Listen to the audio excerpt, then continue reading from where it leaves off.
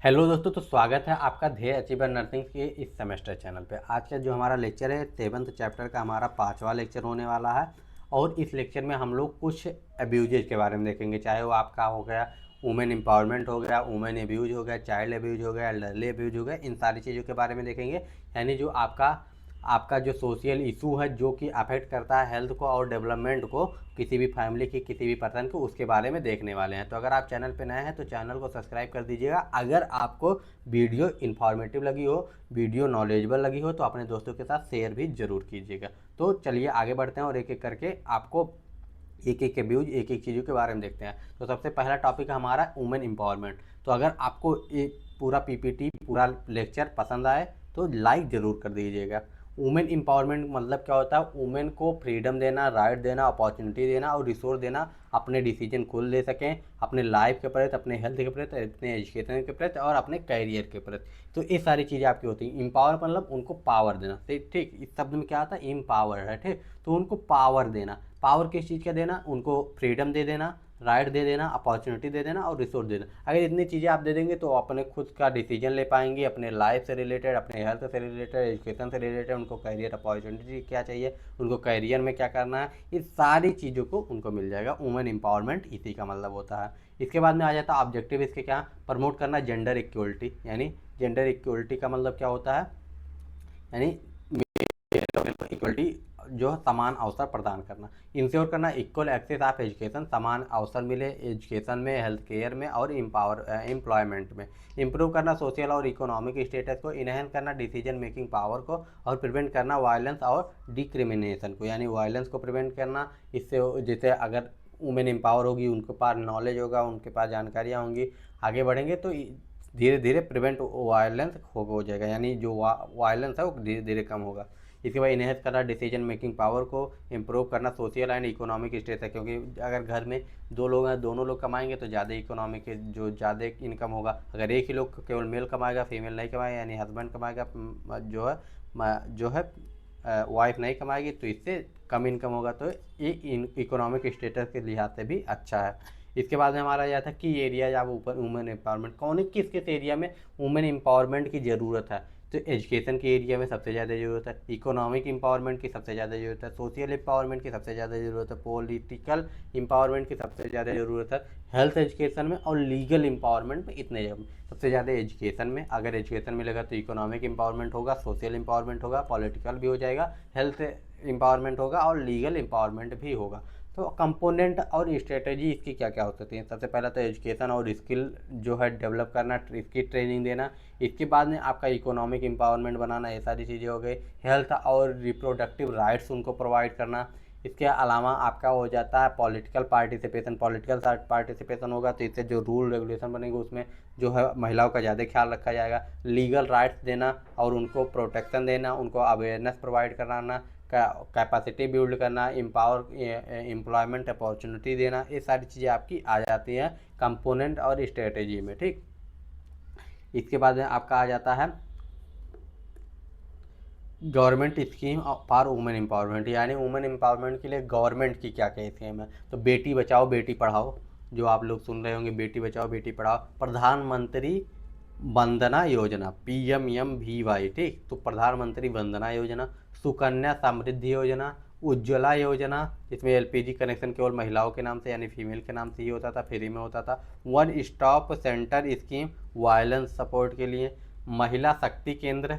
इसके बाद self help group या प्रोग्राम अंडर द NRLM, ठीक। तो इसके अंतर्गत आता। तो आपका बेटी बचाओ बेटी पढ़ाओ हो गया, प्रधानमंत्री वंदना योजना होगा, सुकन्या समृद्धि योजना होगा, उज्ज्वला योजना हो गया, वन स्टॉप सेंटर स्कीम हो गया, महिला शक्ति केंद्र हो गया और सेल्फ हेल्प ग्रुप हो गया। तो ये सारी चीज़ें आपकी आ गई। इसके बाद वुमेन अब्यूज आ जाता है। अब इसको वुमेन अब्यूज से पहले जो वुमेन एम्पावरमेंट है, इसमें नर्सेज का क्या रोल है, क्योंकि हम नर्सिंग कर रहे हैं तो हमारा नर्सेज का क्या रोल होने वाला। तो इसमें आपका आ जाता है, नर्सेज रोल में आ जाता है गर्ल्स एजुकेशन देना, ठीक। यानी गर्ल्स को एजुकेट करना, उनको पेरेंट्स आ रहे हैं तो उनको जो है अवेयरनेस प्रोवाइड करना। अगर आप कम्युनिटी में पढ़ रहे हैं तो कम्युनिटी के हिसाब से अवेयरनेस प्रोवाइड करना गर्ल्स को एजुकेशन के लिए। एजुकेशन करना है, रिप्रोडक्टिव और एमसीएस के रिगार्डिंग फीमेल को, ठीक, रिप्रोडक्टिव से रिलेटेड और एमसीएस से रिलेटेड, मैटरनल चाइल्ड हेल्थ से रिलेटेड उनको जो है एजुकेट करना, आइडेंटिफाई करना कॉज ऑफ एब्यूज और निगलेक्ट का अवेयरनेस प्रोग्राम कंडक्ट करवाना, ये सारी नर्सरी के काम होते हैं। अब इसके बाद आ जाता है वुमेन अब्यूज। वुमेन अब्यूज में आपका क्या क्या होगा, तो वुमेन अब्यूज में women abuse refer to a physical, emotional, sexual और psychological harm inflicted on women usually due to the power imbalance, gender discrimination and social norms, ठीक। तो वुमेन अब्यूज का मतलब क्या हुआ कि फिजिकल हो, इमोशनल हो, सेक्सुअल हो या साइकोलॉजिकल हार्म किया जाता है, इन्फ्लिक्टेड किया जाता है एक वुमेन को, यूजुअली ड्यू टू किस लिए, पावर इम्बैलेंस के चलते, जेंडर डिस्क्रिमिनेशन के चलते और सोशल नॉर्म्स के चलते, ठीक। जो सोशल नॉर्म्स होते हैं ये भी बहुत बड़ा रोल प्ले करते हैं इन सारी चीज़ों में। तो वुमेन एब्यूज में फिजिकल भी हो सकता है, इमोशनल भी हो सकता है, सेक्सुअल भी हो सकता है, साइकोलॉजिकल भी हो सकता है। Risk factor of women violence का क्या हो गया, लो एजुकेशन लेवल ऑफ मेन या फैमिली, यानी या तो उस घर में जो मेल हैं, ठीक, उनकी एजुकेशन लो होगी या पूरी फैमिली की ही एजुकेशन लेवल लो होगी। History of exposure to child maltreatment, यानी आपका जो होगा, जो मतलब मेल है या फीमेल है या जो घर की फैमिली है, उनको सही से उनका माल न्यूट्रिशन, मतलब उनको सही से न्यूट्रिशन नहीं मिला हो, जिससे वो उनका जो है सही से डेवलपमेंट नहीं हुआ होगा, उनका जो है शारीरिक डेवलपमेंट नहीं होगा, मानसिक डेवलपमेंट नहीं होगा, जिससे उनको उतना ज़्यादा सोचने की क्षमता ही नहीं है। एंटी सोशल पर्सनालिटी डिसऑर्डर, ठीक, एंटी सोशल पर्सनालिटी डिसऑर्डर भी हो सकता है। वाइटनेसिंग फैमिली वायलेंस हो सकता है। यूज ऑफ एल्कोहल, ठीक, community norms like higher status to men than women, ठीक। तो ये सारी चीज़ें आपकी आ जाती हैं। इसके बाद में हमारा आ जाता है टाइप ऑफ वुमेन अब्यूज, यानी वुमेन अब्यूज के टाइप क्या क्या हो सकते हैं। फिजिकल अब्यूज हो सकता है जिसमें हिटिंग आ जाता है, स्लैपिंग आ जाता है, बेटिंग आ। फिजिकल अब्यूज में थप्पड़ मारना या हिट करना किसी और चीज़ें। इमोशनल या साइकोलॉजिकल जैसे इंसल्ट करना, थ्रेट देना, आइसोलेशन में देना। सेक्सुअल अब्यूज में रेप आ जाता है, फोर्स सेक्स आ जाता है, सेक्सुअल हरासमेंट आ जाता है। वर्बल अब्यूज में जैसे गाली देना या कुछ और, सटिंग या नेम कॉलिंग, ये सारी चीज़ें आ जाती है। इकोनॉमिक अब्यूज में आ जाता है विथहोल्ड मनी, ठीक, यानी किसी को पैसा ले लेना, देना नहीं, या पैसा किसी का, जैसे कि आप कहीं पे काम कर रही हैं फीमेल, उनको सैलरी ही नहीं देना। डिनाइंग एम्प्लॉयमेंट, ठीक, एम्प्लॉयमेंट से डिनाई कर देना। निगलेक्ट करना, जैसे कि denial the food, medical care और एजुकेशन, जहाँ पे निगलेक्ट हो रहे हैं। तो ये सारी चीज़ें आपकी वुमेन अब्यूज में आ जाती है। Physical abuse, emotional, sexual, verbal, economic और निगलेक्ट में आ जाते हैं। इसके बाद में लॉ एंड सपोर्ट सिस्टम क्या है इसमें, तो लॉ और सपोर्ट सिस्टम आपका इसमें बहुत सारी चीज़ें हैं जिसमें जो कि लॉ और सपोर्ट सिस्टम में आ जाए, जैसे protection of women for domestic violence act 2005, ठीक। तो डोमेस्टिक वायलेंस के लिए एक्ट कब आया था, 2005 में। बस आप इसका नाम अगर याद कर लेंगे ना, अगर इसको लॉ एंड सपोर्ट सिस्टम को आपको एग्जाम में लिखाएंगे तो आपको बहुत ही अच्छा नंबर मिलने वाला। डाउरी प्रोहिबिशन एक्ट था, ठीक, सेक्शन 498, ठीक, 498A IPC, ठीक। तो ये आपका क्या था, करंटली है द क्रूटली बाय हस्बैंड और रिलेटिव, ठीक। तो ये आपके आ जाता है। सेक्सुअल हरासमेंट हो गया वुमेन वर्क प्लेस पे अगर हो रहा है, 2013 में आया था। वन स्टॉप सेंटर स्कीम आया था। वुमेन हेल्पलाइन 181 या 1091, ये भी आपका है। इस बार नेशनल कमीशन फॉर वुमेन, ये भी आपका आया था। इसके अलावा इसमें नर्सेज के क्या क्या रोल हो सकते हैं, तो role of health care workers के क्या क्या रोल हो सकते हैं, वही चीज़ आइडेंटिफाई करना और रिपोर्ट करना ड्यूरिंग होम विजिट या और चेकअप्स के दौरान, इन सारी चीज़ों का आइडेंटिफाई करना, उनके प्राइवेसी जो है उनको मेंटेन करना, प्रोवाइड करना इमोशनल सपोर्ट को। इसके अलावा एजुकेशनल राइट और सेफ्टी प्रोवाइड करना और कोऑर्डिनेट करना एनजीओ और सोशल सर्विसेज के को इन सारी चीज़ों को दूर करने में। तो ये सारी चीज़ें आपकी आ जाती हैं, एनजीओ का सपोर्ट जरूरी है। इसके बाद चाइल्ड अब्यूज आ जाता है। Child abuse any form of harm या mistreatment of neglected of a children under 18 year that endangers their physical, emotional, mental and social development. ये सारी चीज़ें आपकी आ जाती हैं। अगर 18 साल से कम का बच्चा है तो उसमें आ जाता है। टाइप ऑफ चाइल्ड अब्यूज क्या होता है, फिजिकल अब्यूज, जैसे कि वही चीज़ फिजिकल में आ जाती है, मारना। इमोशनल में इंसल्ट करना, ह्यूमिलिएशन करना, थ्रेट देना। सेक्सुअल अब्यूज में मोलेस्टेशन या फिर रेप आ गया, या exposure to the sexual act आ जाता है। इसके बाद निगलेक्ट करना, not provide the food, clothing, shelter, education, medical care, तो निगलेक्ट में आ जाएगा। चाइल्ड लेबर भी इसमें अलग से आ जाता है, फोर्सिंग चाइल्ड टू वर्क, ठीक, यानी 14 साल से कम बच्चे को काम करवाना, ठीक। और चाइल्ड ट्रैफिकिंग यानी सेलिंग द फोर्स और forcing the child into the labour, sexual, मतलब वही सेल करना, बच्चों को बेचना अलग अलग जगहों पे, ये सारी चीज़ें आपके आ जाते हैं चाइल्ड लेबर में। चाहे वो फिजिकल अब्यूज हो, इमोशनल हो, सेक्सुअल हो, चाइल्ड लेबर हो, निगलेक्ट हो, या चाइल्ड ट्रैफिकिंग हो, ये सारी चीज़ें आपकी आ जाती हैं चाइल्ड अब्यूज में।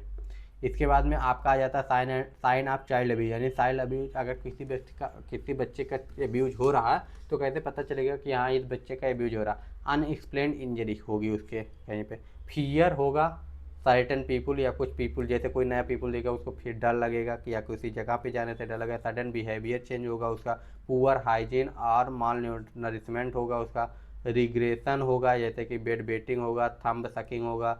उसके बाद वो घर पे जाने के लिए एकदम तैयार रहेगा कि जैसे मौका मिले भाग, पुअर स्कूल परफॉर्मेंस होगा या अटेंडेंस होगा। तो इन सारी चीज़ों से पता चलता है कि किसी बच्चे का चाइल्ड अब्यूज हो रहा है। जैसे कि पुअर स्कूल परफॉर्मेंस मतलब कि तो घर पे रह रहा है, लेकिन वहाँ पर उसके घर पे हो सकता है उसके माता पिता ना हो, कोई और हो, और उससे चाइल्ड लेबर करवा रहा हो या फिर उसको फिजिकली अब्यूज कर रहा हो, ये सारी चीज़ें आ जाती हैं। इसके बाद में हमारा आ जाता है साइन ऑफ चाइल्ड अब्यूज क्या है, ठीक। तो साइन एंड चाइल्ड अब्यूज में हमारा क्या क्या आ जाता है, सॉरी ये साइन हो गया। इसके बाद में हमारा आ जाता है एक मिनट, हाँ साइन ऑफ चाइल्ड अब्यूज हो गया। इसके बाद में हमारा आ जाता है लॉ एंड प्रोटेक्शन मैकेनिज्म। कौन कौन से लॉ हैं, POCSO act, protection of children from the sexual offence, ठीक। पॉक्सो एक्ट कब आया था, 2012 में आया था। कब आया था, निर्भया कांड के बाद में आया था। निर्भया का जो दिल्ली का कांड हुआ था उसके बाद में आया था। इसके बाद जुवेलियन justice care and protection act 2015, child labour prohibit यानी इसको रोकने के लिए एक्ट आया था।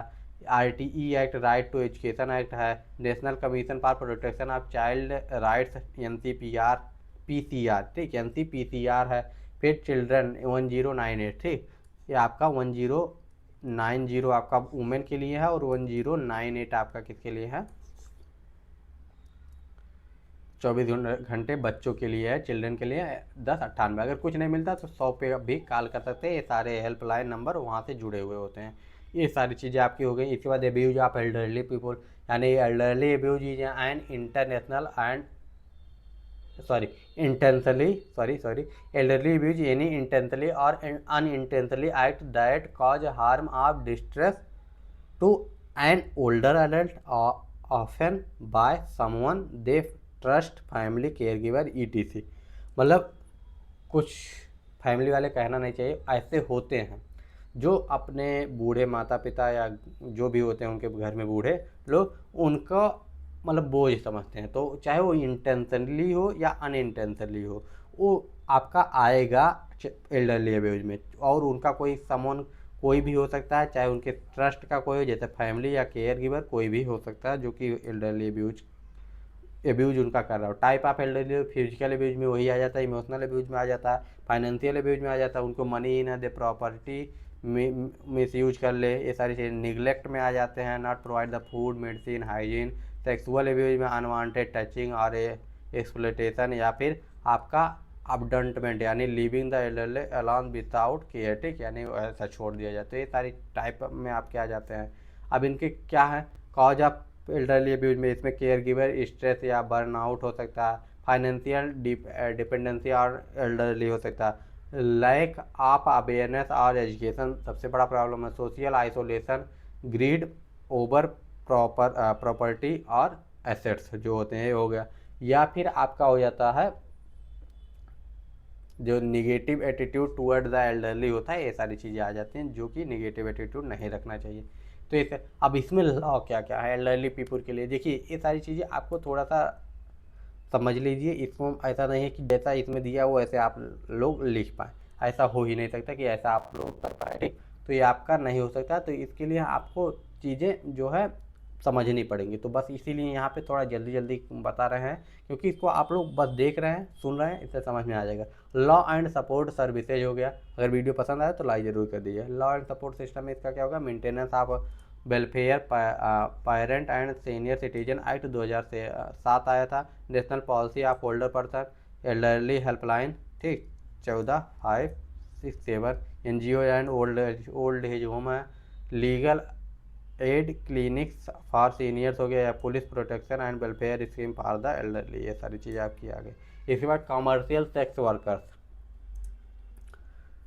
कमर्शियल सेक्स वर्कर जो है ये भी आपका यहाँ पे एक टॉपिक है, एक इम्पॉर्टेंट टॉपिक है, उनके हेल्थ से रिलेटेड। कमर्शियल सेक्स वर्कर जो होते हैं individual who engage in sexual activity in exchange for the money, और मतलब वो सेक्सुअल एक्टिविटी करते हैं एक अलग अलग पर्सन के साथ में, किस लिए, उनको या तो कोई सामान चाहिए होता है या मनी चाहिए होता है। Also refer as a sex worker, they may work in brothels, पहले होते थे स्ट्रीट पे इंडिपेंडेंटली, ये सारी चीज़ें पहले ज़्यादा होती थी, रेड लाइट एरिया जिसको कहते हैं, तो ये सारी चीज़ें होती थी। अब कमर्शियल सेक्स वर्कर्स में क्या आ जाता है, हेल्थ इशूज कौन कौन से हो रहे हैं, तो STI हो सकते हैं, यानी सेक्सुअल ट्रांसमिटेड इन्फेक्शन होता है, इंक्लूड HIV या एड्स हो सकते हैं। रिप्रोडक्टिव हेल्थ प्रॉब्लम्स हो सकता है, जैसे अनवांटेड प्रेगनेंसीज हो सकती है, अनसेफ अबॉर्शन हो सकता है, मेंटल हेल्थ इशूज हो सकता है, स्ट्रेस हो सकता है, डिप्रेशन हो सकता है, सब्सटेंस अब्यूज हो सकता है, वायलेंस एंड अब्यूज हो सकता है, फिजिकल एंड सेक्सुअल इमोशनल हो सकता है, poor access of health care services, ये सारी चीज़ें आपकी हो सकती हैं।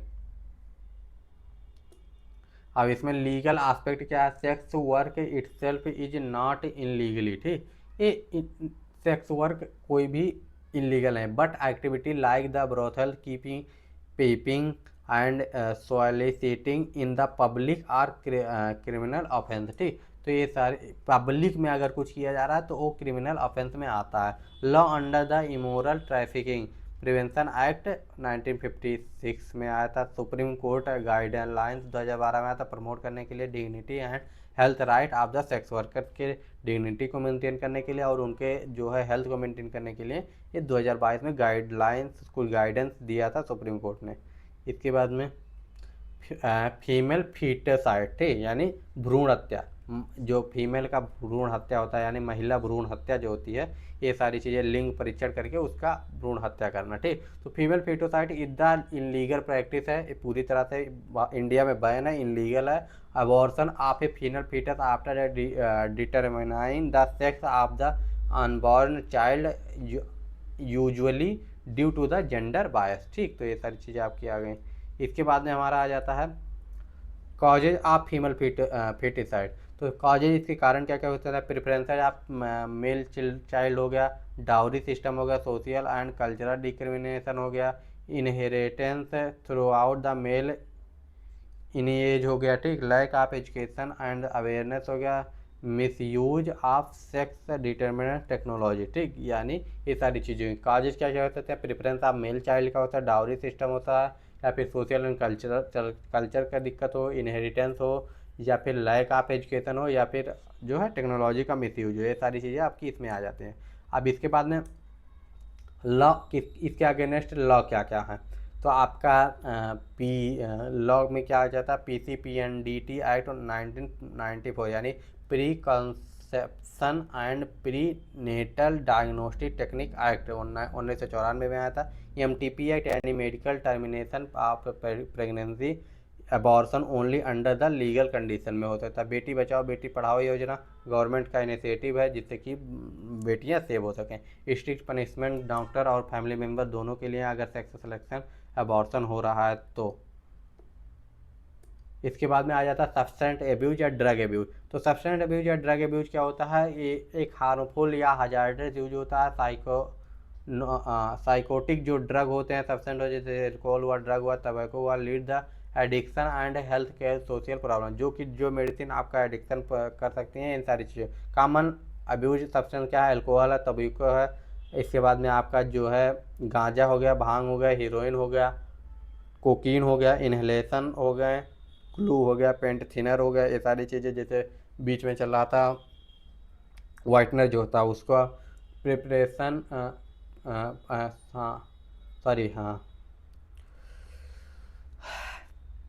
तो ये सारी चीज़ें जैसे स्लीपिंग पिल्स हो गए या पेन किलर हो गए, ऐसे जो एडिक्ट कर सकते हैं। एडिक्ट का मतलब क्या होता है, कोई भी ड्रग ऐसा जो होता है जो कि आपको एडिक्शन प्रोवाइड करता है, उसके लिए ये बना है। मतलब ये आपका ड्रग एडिक्शन में आता है, ड्रग एब्यूज में आ जाता है। अब आपका सपोर्ट एंड रिहेबिलिटेशन सिस्टम क्या था, डी एडिक्शन सेंटर होते हैं, ठीक। हर एक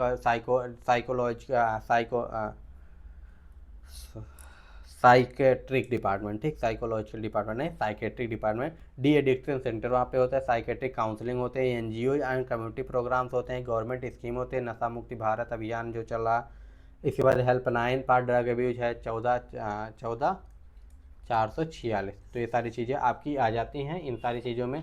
अगर इसमें जैसे कि आपका हो गया, इसके कॉजेज क्या क्या हो सकते हैं आपके ड्रग एब्यूज का, पीयर प्रेशर हो सकता है, मतलब कोई दोस्त कर रहा है तो हमको भी करना है। फैमिली प्रॉब्लम हो सकती है, हिस्ट्री हो सकता है आप फैमिली का। इसके अलावा स्ट्रेस, एंजाइटी, कई सारी चीज़ें आ सकती हैं। मीडिया इन्फ्लुएंस हो सकता है, जो कि आजकल सोशल मीडिया सबसे ज़्यादा इन्फ्लुएंस करता है, जो कि आपका एज ग्रुप है 16-17 से लेके 22-25 तक के बच्चों के लिए ईजी अवेलेबल अगर हो जा रहा है, तो ये सारी चीज़ें हो गई। इसके बाद आज का हमारा लास्ट टॉपिक क्या है, ट्रामा। ट्रॉमा क्या है, trauma refers to a serious injury, physical हो या साइकोलॉजिकल हो, caused by the accident, violence and emotional shocks, ठीक। इसके बाद में हमारा आ जाता है टाइप ऑफ ट्रॉमा क्या होगा, फिजिकल ट्रॉमा जैसे फ्रैक्चर हो गया, बर्न हो गया, हेड इंजरी हो गया, वुंड हो गया, ये सारी चीज़ें। साइकोलॉजिकल में इमोशनल शॉक हो गया, जैसे कि अब्यूज, एक्सीडेंट से, डिजास्टर या कोई लॉस हो गया रहा, कोई फैमिली मेम्बर का डेथ हो जा रहा है, तो ये सारी चीज़ें हो गई। पोस्ट ट्रामेटिक स्ट्रेस डिसऑर्डर हो सकता है। इसके अलावा बस इतनी सारी चीज़ें हैं ट्रामा में। और कुछ चीज़ें, एक दो चीज़ें पहले उसको देख लेते हैं, जैसे कि ट्रामा सर्विसेज में जैसे क्राइसिस आपका इंटरवेंशन करना हुआ, असेसमेंट एंड डायग्नोसिस करना हुआ इमरजेंसी में, counselling and psychotherapy, support group हो गया, ट्रामा इन्फॉर्म्ड केयर हो गया, सेफ्टी प्लानिंग हो गया, एजुकेशन हो गया। तो ये सारी चीज़ें आप क्या जाते हैं। रोल ऑफ नर्स ट्रामा में क्या होता है, इसको थोड़ा याद रखिए। क्विक असेसमेंट, फर्स्ट एड होना चाहिए, सेफ होना चाहिए, ट्रांसपोर्ट टू द, जहाँ पे भी पेशेंट को ट्रांसपोर्ट करना है, काउंसलिंग होनी चाहिए अच्छे से, मेडिकल हेल्थ स्क्रीनिंग सही से होना चाहिए, और हेल्थ एजुकेशन, ये सारी चीज़ें बहुत ज़्यादा ज़रूरी हैं। रिफ़र इमीडिएटली होना चाहिए अगर उसको ज़रूरत है। अगर इसका नोट्स आपको डाउनलोड करना है, टेलीग्राम पे डाउनलोड करता है। अगर वीडियो इन्फॉर्मेटिव लगे हो, पसंद आया हो, नॉलेजेबल लगा हो, तो चैनल को सब्सक्राइब जरूर कर दीजिए। पर्सनली कोई दिक्कत हो, बात करनी हो, तो इंस्टाग्राम पे मिल जाऊँगा।